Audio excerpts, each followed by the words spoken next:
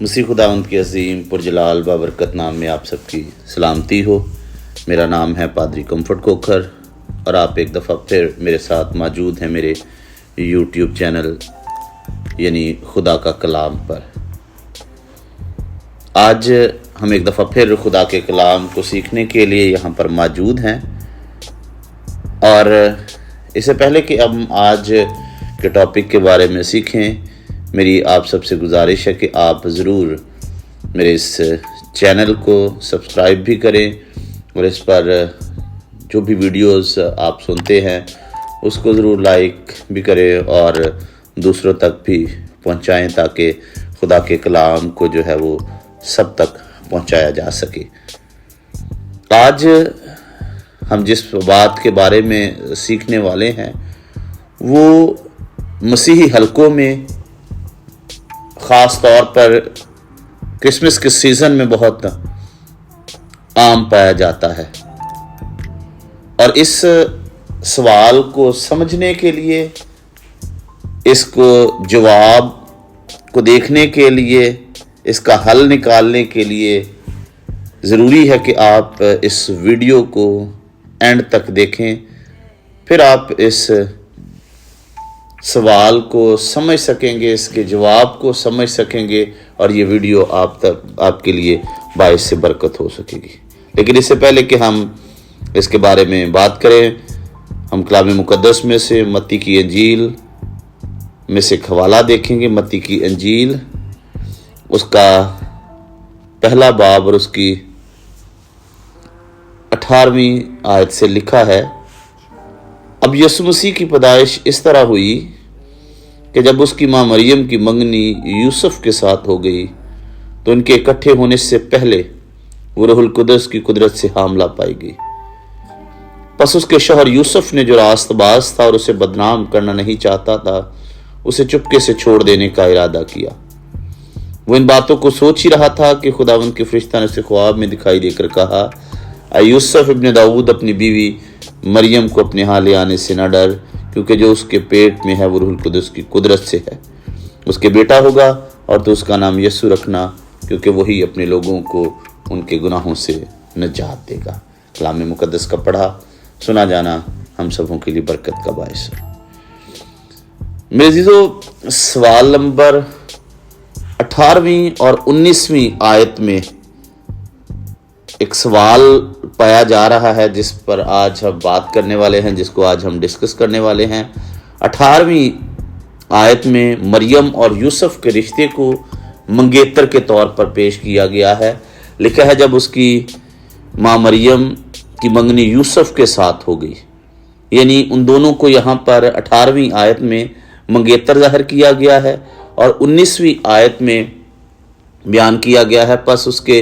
شوہر یوسف نے جو راست باز تھا اسے بدنام کرنا نہیں چاہتا تھا۔ 19ویں آیت میں اس رشتے کو شوہر اور بیوی کے طور پر پیش کیا گیا ہے۔ آج ہم خدا کے کلام میں سے اس بات کو سیکھنے والے ہیں کہ خداوند یسوع مسیح کی پیدائش سے پہلے جب خداوند یسوع مسیح روح القدس کی قدرت سے مقدسہ مریم کے پیٹ میں پڑے تو اس وقت یوسف اور مریم کا رشتہ آیا منگیتر کا تھا یا وہ شوہر اور بیوی تھے؟ میرے عزیزو، ہمیں اس بات کو سمجھنے کے لیے، ان کے رشتے کو سمجھنے کے لیے، اس کے یہودی کلچر کو جو ہے وہ سمجھنا بڑا ضروری ہے۔ یہودی کلچر میں جب شادی کی جاتی تھی تو شادی 2 حصوں پر مشتمل ہوتی تھی۔ وہ رشتہ جو ہے اس کو 2 حصوں پر جو ہے وہ تقسیم کیا جاتا تھا۔ شادی جو ہے مکمل 2 حصوں میں ہو کر تبدیل ہوتی تھی۔ پہلا حصہ جو ہے اس کو اروسن یا قدوشن کہا جاتا ہے، اور دوسرا حصہ جو ہے وہ نیسن کہلاتا ہے۔ پہلا حصہ جو ہے یعنی کیدوشن یا ایروسن، اور انگلش کے لیے جو اس کے لیے استعمال کیا جانے والا لفظ ہے وہ ہے بیٹروتھل۔ پہلا حصہ جو ہے وہ بیٹروتھل کہلاتا ہے، جس کو جدید دور میں آج منگنی کے نام سے جو ہے وہ منسوب کیا جاتا ہے۔ یہ ہمیں ضرور یاد رکھنے کی ضرورت ہے کہ پہلا حصہ جو ہے وہ منگنی پر مشتمل ہے، اور بیٹروت جو ہے اس کی جڑ جو جس لفظ میں، عبرانی لفظ میں پائی جاتی ہے وہ ہے اراس، اور اس سے پھر آگے لفظ بیٹروتھنگ نکلتا ہے جس کا مطلب ہے ایروسن۔ اور جب یہ بیٹروتھنگ یا ایروسن کی جب رسم ادا کی جاتی ہے تو اس میں جو دونوں جوڑا ہے، اس میں جو دونوں فریقین ہیں، لڑکا یا لڑکی جو ہے، وہ ہسبینڈ اور وائف کہلاتے ہیں، یعنی لڑکا اور لڑکی دونوں جو ہیں وہ اس رشتے میں جو منسلک ہیں وہ میاں بیوی کے طور پر ان کو جانا جاتا ہے۔ اور یہ جو ایروسن کا جو پیریڈ ہے، یعنی جو یہ منگنی کا پیریڈ ہے، یہ تقریباً 1 سال تک قائم رہنے والا پیریڈ ہے، اور اس میں 1 سال تک جو ہے وہ لڑکا اور لڑکی دونوں ایک دوسرے کو میاں بیوی کے طور پر ہی تسلیم کرتے ہیں۔ اور 1 سال تک یہودی کلچر میں اس کو اس لیے رکھا جاتا تھا تاکہ 1 سال کے اندر جو ہے وہ لڑکا جب تک لڑکی کو لے کر نہیں آتا اپنے گھر کو تیار کر سکے، یا فائنینشلی طور پر اپنے آپ کو اس طرح سے قابل بنا سکے کہ وہ جب اس کی بیوی اس کے پاس آتی ہے تو وہ اس کو اچھے طور پر اس کی پرورش کر سکے، اس کا اچھے طور پر خیال رکھے۔ اور ایروسن جو ایک رسم یا ایک روایت ہے، جب اس کو ادا کیا جاتا ہے تو اس میں 3 چیزیں جو ہے وہ خاص طور پر پائی جاتی ہیں۔ پہلی یہ کہ جب اس کو ادا کیا جاتا ہے تو دونوں خاندان وہاں پر موجود ہوتے ہیں، اور دونوں کی طرف سے جو ہے وہ ایک ایک گواہ کو پیش کیا جاتا ہے۔ اور دوسری جو اس میں چیز ہے وہ ہے انگوٹھی کا استعمال کیا جاتا ہے۔ انگوٹھی پہنا کر ایک دوسرے کو جو ہے وہ عہد کے طور پر یاد رکھا جاتا ہے، عہد و پیمان کے طور پر اس رسم کو ادا کیا جاتا ہے۔ اور تیسری بات جو ہے، اس میں باقاعدہ اس چیز کو جو ایگریمنٹ کیا جاتا ہے، ریٹن کیا جاتا ہے، جس کو کتوبہ کے نام سے یاد کیا جاتا ہے کہ یہ جو رسم ایروسن ہم ادا کر رہے ہیں یہ ایک ایسا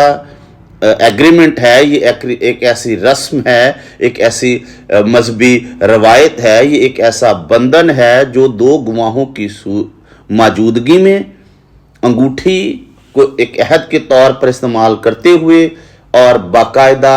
ریٹن میں اس کو لکھتے ہوئے باندھا جا رہا ہے۔ اور جب تک ایروسن سے نکل کر اگلے رشتے میں، یعنی جس کا نام نسن ہے، اس میں شامل نہیں ہوتے، تب تک یہ دونوں ایک عہد میں بند کر رہتے ہیں۔ پہلے حصے کا نام میں نے پہلے بھی بتایا کہ بیٹروتھنگ ہے، اور دوسرے حصے کو نسن یعنی ٹیکنگ کا نام دیا جاتا ہے، اور اس کا دورانیہ جو ہے وہ دونوں کے درمیان جو ہے، یعنی شوہر جو ہے وہ اپنی بیوی کو لے کر نہیں جاتا، 1 سال تک وہ اپنے ماں باپ کے گھر میں ہی رہتی ہے، لیکن وہ رسم جو ہے وہ پہلا حصہ جو ہے ایروسن بیٹروتھنگ جو ہے وہ اس کو ادا کیا جاتا ہے۔ اور یہ 1 سال تک جو پہلا رشتہ جو ہے وہ باندھا جاتا ہے، اس میں دونوں میں میاں بیوی میں آپس میں کوئی جسمانی تعلقات نہیں پائے جاتے۔ اور جب दूसरा हिस्सा अदा किया जाता है जिसको निसन का नाम दिया जाता है, जिसको वेडिंग का नाम दिया जाता है। वो एक अलग से एक इवेंट है जिसको अदा किया जाता है जब लड़की को लेने आते हैं लड़के वाले, तो फिर एक ज़ियाफ़त का एहतमाम किया जाता है और बाकायदा तौर पर उसको रुखसत किया जाता है। ये हम मौजूदा दौर में ऐसे कह सकते हैं कि जब पहले हिस्से में निकाह किया जाता है और दूसरे हिस्से में जो है वो रुखसती की जाती है, लेकिन जो पहला हिस्सा है उसको मंगेतर के तौर पर पेश करता है। वो एक दूसरे के साथ मंगनी के रिश्ते में है, एक दूसरे के मंगेतर हैं, लेकिन वो एक दूसरे के लिए उनका मकाम जो है वो मियाँ बीवी का है, शौहर और बीवी का मकाम है, लेकिन वो दोनों जिस्मानी तौर पर एक नहीं हो सकते। वो दोनों अपने अपने घरों में अलग अलग छतों में जो है वो ज़िंदगी गुजार रहे हैं।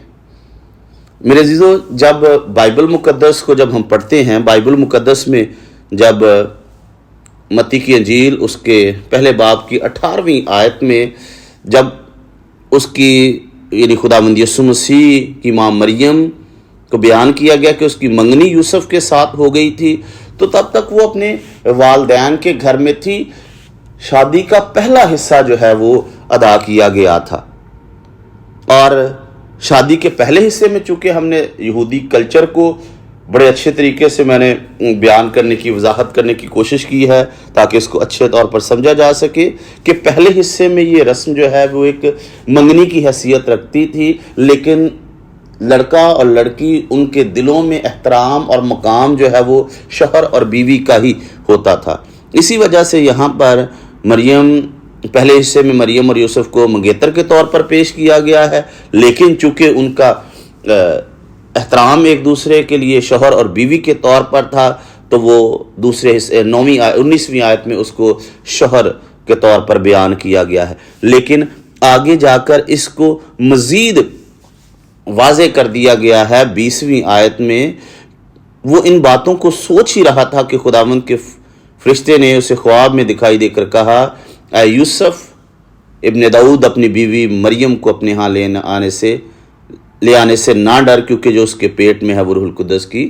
कुदरत से है। यानी वो अपने माँ बाप के घर में है। वो यूसुफ नहीं चाहता था कि उसको अपने पास लेकर आए, चूँकि वो भी एक रास्तबाज शख्स था और उसे छोड़ देने का इरादा रखता था। उसकी ना अपनी बदनामी चाहता था ना उसकी बदनामी चाहता था। लेकिन मेरे अजीज़ों, ये भी हमें याद रखने की ज़रूरत है कि यहूदी कल्चर में जब ये एग्रीमेंट किया जाता था तो इसे बाकायदा तौर पर रिटन एग्रीमेंट किया जाता था, और जब उसको छोड़ा जाता था तो बाकायदा रिटन एग्रीमेंट ही जो है वो किया जाता था, रिटन ही वजह जो है वो पेश की जाती थी। इस वजह से जो है वो उसे चुपके से छोड़ देने का इरादा रखता था कि ना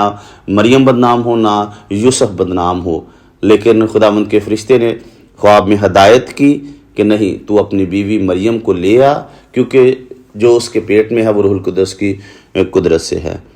और जब हम इसी रिश्ते को जो पंजाबी लैंग्वेज में देखें तो पंजाबी